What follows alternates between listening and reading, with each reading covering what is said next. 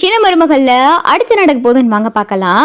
செல்லப்பாண்டி வழக்கம் போல சீட்டு விளையாடிக்கிட்டு இருக்காரு. அப்ப 4-5 ரவுடிக வந்து, யோ நீ தானே செல்லப்பாண்டி அப்படின்னு சொல்லி கேட்கவும், ஆமாங்க நான் தான் செல்லப்பாண்டி, நீங்க யாரு என்ன விவரம் அப்படின்னு சொல்லி செல்லப்பாண்டி கேட்க, நீ தானே செல்லப்பாண்டி எங்களுக்கு அதுவே போதும் அப்படின்னு சொல்லிட்டு செல்லப்பாண்டி கிட்ட என்ன ஏதுன்னு கேட்காம ரவுடிக அடிக்கவும், செல்லப்பாண்டி வழி தாங்க முடியாம, ஏய் எதுக்காக படி போட்டு அடிக்கிறீங்க அப்படின்னு சொல்லிட்டு செல்லப்பாண்டி கேட்க, ஒருத்தன் கையில வச்சிருக்கிற அருவாளை வச்சு செல்லப்பாண்டிய பார்த்தா தாறு மாறா வெட்டிடுறான். செல்லப்பாண்டி கத்தி கதறிட்டு கிடக்க, செல்லப்பாண்டி ரத்த வெள்ளத்துல சுருண்டு ஓடவும் அடியாட்கள் ரவுடிகள்லாம் பார்த்தா ஓடி போயிடறானுங்க. இது அக்கம் பக்கத்துல இருக்கிறவங்க பார்த்துட்டு செல்லப்பாண்டிய ஹாஸ்பிட்டல்லையும் சேர்க்குறாங்க.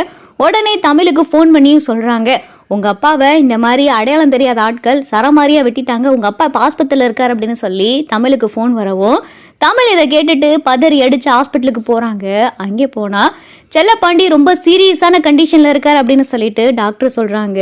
இங்க வசந்தி கதறி அழுதுகிட்டு இருக்காங்க. ஒரு பக்கம் தானே அழுதுகிட்டு இருக்கு.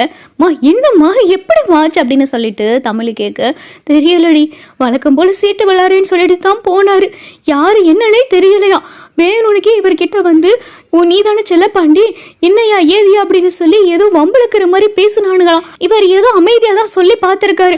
அவங்க ஏதோ வேணுனுக்கே வந்து அவரை போட்டு அடிச்சது மட்டும் இல்லாம அருவாளை வச்சு வெட்டி போட்டாங்க தமிழ் அப்படின்னு சொல்லிட்டு வசந்தி கடந்து கதறவும், யாருமா போலீஸ்ல கம்ப்ளைண்ட் கொடுத்தியாமா அப்படின்னு சொல்லிட்டு தமிழ் கேட்கவும், இவரை இப்படி ஆஸ்பத்திரி வச்சிருக்கேன், நான் எங்கிட்ட போலீஸ் ஸ்டேஷன் போறது அப்படின்னு சொல்லி வசந்தி கதறிக்கிட்டு கிடக்க, நான் போய் போலீஸ் ஸ்டேஷனில் போய் கம்ப்ளைண்ட் கொடுத்துட்டு வரேன், நீங்கள் அப்பாவை இங்கே பார்த்துக்க அப்படின்னு சொல்லிட்டு வசந்தி சொல்லவும், இருடி நான் கூட போய்க்கிறேன், நீ இரு வயிற்று பிள்ளைக்காரி, நீ போலீஸ் ஸ்டேஷனுக்குலாம் அலைய வேணாம் அப்படின்னு சொல்லிட்டு வசந்தி சொல்லவும், பரவாயில்லம்மா நான் போலீஸ் ஸ்டேஷன் போய்க்கிறேன் அப்படின்னு சொல்லி இங்கே தமிழை பார்த்தா போலீஸ் ஸ்டேஷன் கிளம்ப போகிறாங்க.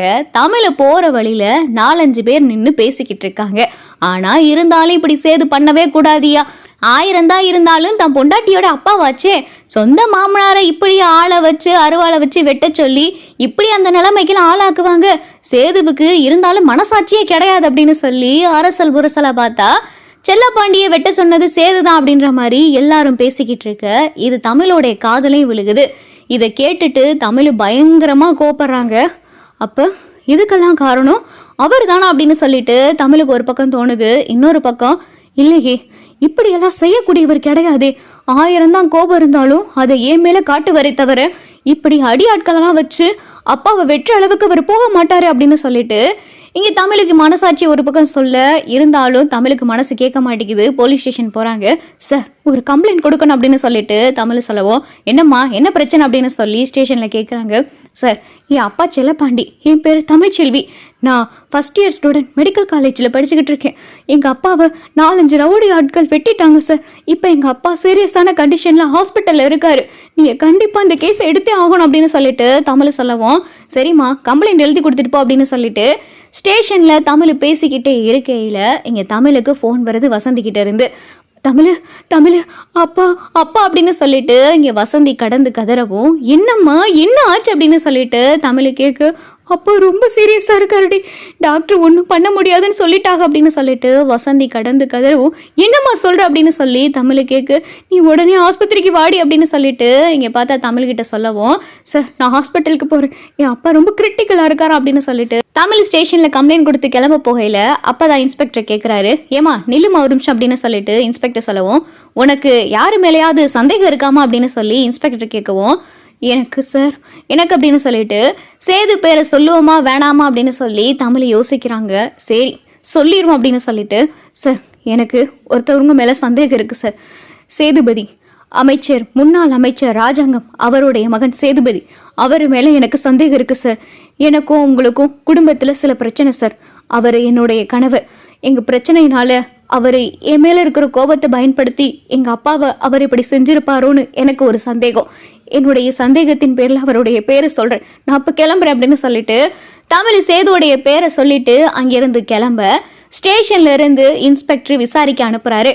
யோ அந்த ஆளுக்கு எப்படி ஆச்சு, என்ன ஆச்சு, ஏது விவரம், அந்த ஆளு என்ன பண்ணா, அப்புறம் இதுக்கெல்லாம் காரணம் யாருன்னு சொல்லிட்டு அக்கம் பக்கத்தில் அந்த ஆள் இருக்கக்கூடிய தெருலலாம் சம்பவம் நடந்த இடத்துல இதெல்லாம் போய் விசாரிங்க அப்படின்னு சொல்லி இன்ஸ்பெக்டர் சொல்ல, கான்ஸ்டபிள் வந்து இங்கே செல்லப்பாண்டி இருக்கிற ஏரியா செல்லப்பாண்டியோடைய நண்பர்கள் கிட்டலாம் விசாரிச்சதுல எல்லாருமே இதை செஞ்சது சேதுதான் அப்படின்னு சொல்லி எல்லா பக்கமும் சொல்லவும், சார் சந்தேகமே இல்லை சார், அந்த ஆளோடைய மருமகன் முன்னாள் அமைச்சர் ராஜாங்கத்தோடைய மகன் சேதுபதி தான் சார் இந்த மாதிரி செஞ்சிருக்காரு.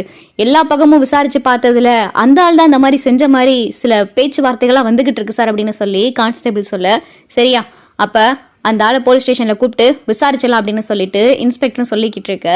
இங்கே ரொம்ப கிரிட்டிக்கலான கண்டிஷனில் செல்லப்பாண்டி இருக்காரு. தமிழும் பார்த்தா ஹாஸ்பிட்டலில் அழுதுகிட்டு இருக்காங்க, தன ஒரு பக்கம் அழுதுகிட்டு இருக்காங்க, வசந்தி அழுதுகிட்டு இருக்கு. என்ன பிள்ளை பண்ணுறது, உங்கள் அப்பாவுக்கு அப்படி ஆகணும் அப்படின்னு சொல்லி வசந்தி அழுதுகிட்டு இருக்கு. அம்மா அப்பாவுக்கு ஒன்றும் ஆகாதுமா அப்படின்னு சொல்லி தமிழ் சொல்லு. என்ன தமிழ் சொல்கிற, எக்கச்சக்கமான இடத்துல வெட்டி போட்டிருக்கானுங்க, பத்தாவதுக்கு டாக்டர் கையை விரிச்சிட்டாரு, ஒன்றும் செய்ய முடியாதுன்னு. இப்போ என்ன விழா பண்ண போறோம் அப்படின்னு சொல்லிட்டு வசந்தி கதறி அழுதுகிட்டு இருக்காங்க. இங்க ராஜாங்கத்தோடைய வீட்டுக்கு பார்த்தா போலீஸ் வருது. போலீஸை பார்த்ததும் அப்பத்தா, கருப்பு, மோகனா எல்லாரும் பதறாங்க. என்ன சார், என்ன விஷயம் அப்படின்னு சொல்லிட்டு கருப்பு கேட்க, சேதுவை வர சொல்லுங்க அப்படின்னு சொல்லி இன்ஸ்பெக்டர் சொல்லவும், சேதுவியா, ஏன் சார் என்ன விஷயம் அப்படின்னு சொல்லி கருப்பு கேட்க, யோ கூப்பிடியா முதல்ல அப்படின்னு சொல்லி இன்ஸ்பெக்டர் சொல்லவும் சேது உள்ள இருந்து வராரு. பின்னாடியே பார்த்தா ராஜாங்கமும் வராரு.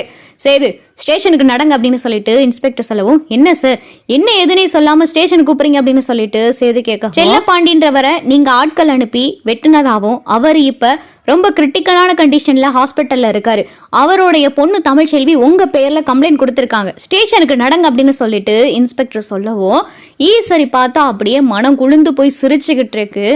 அது எப்படி இந்த ஈஸ்வரியா கொக்கா, இன்னும் தீய பத்த விட்டு எரிய வைப்போல அப்படின்னு சொல்லிட்டு ஈஸ்வரி பார்த்துக்கிட்டு இருக்கு. அடி ஆத்தி செல்லப்பாண்டியா அப்படின்னு சொல்லி அப்பத்த ஒரு பக்கம் பதறிக்கிட்டு இருக்க. இது எந்த வேலை எல்லாமே செஞ்சது நீதிமானும் ஈஸ்வரியும் தான் செஞ்சது. நீதிமானோடைய அடியாட்கள் தான் செல்லப்பாண்டியை வெட்டுனது. இதுக்கெல்லாம் காரணம் சேதுதான் அப்படின்ற மாதிரி நீதிமானோடைய அடியாட்களை வச்சே பேசி சேது மேல மொத்த பழியும் தூக்கி போட்டாச்சு. இதுக்கு காரணகர்த்தாவா இருந்ததும் ஈஸ்வரி தான். ஈஸ்வரி நீதிமான் 2 பேரும் சேர்ந்து தான் இந்த வேலையை செஞ்சது. சார் எனக்கும் அந்த ஆளுக்கு எந்த சம்மந்தமும் கிடையாது சார், நான் யாரையும் வெட்டலாம் அனுப்பல சார், நான் எந்த தப்பும் பண்ணல சார் அப்படின்னு சொல்லிட்டு சேது சொல்லவும், அதை ஸ்டேஷன்ல வந்து சொல்லுங்க அப்படின்னு சொல்லிட்டு இன்ஸ்பெக்டர் சேதுவை கூட்டிட்டு போறாரு.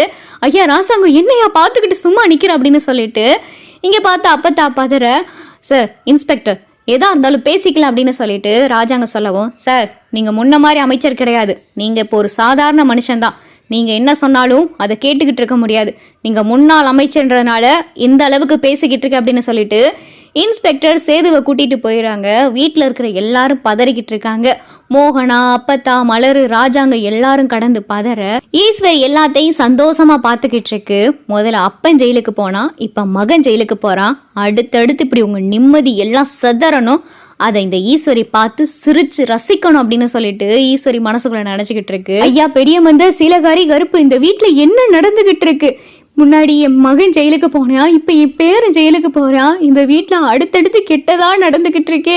ஐயா பெரிய மந்த பார்த்துக்கிட்டு சும்மாவா இருக்கு அப்படின்னு சொல்லி அப்பத்தா கடந்து புலம்பிக்கிட்டு இருக்காங்க.